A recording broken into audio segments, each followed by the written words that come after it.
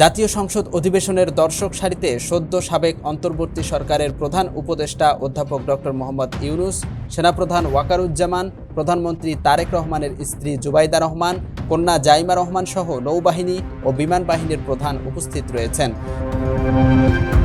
ত্রয়োদশ জাতীয় সংসদের প্রথম অধিবেশন চলছে।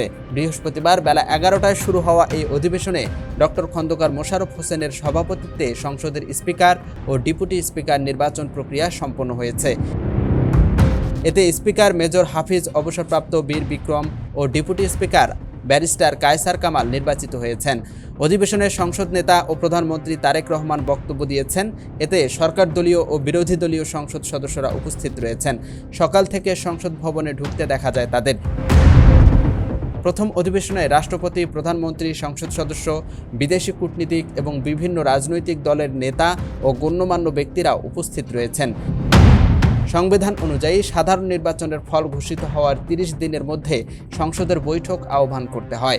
নির্বাচনের ফলাফল ঘোষণার 1 মাসের মাথায় আজ বসল প্রথম অধিবেশন। ইউএফটি ফার্স্টের সাথে ট্রেড করুন যে কোনো জায়গা থেকে। ক্যাম্পাসে ক্লাসের ফাঁকে, ঢাকার জ্যামে বসে কিংবা ঘরে বসে ট্রেডিং এখন হাতের মুঠোয়। তাই ট্রেড করুন যখন খুশি, যেখানে খুশি।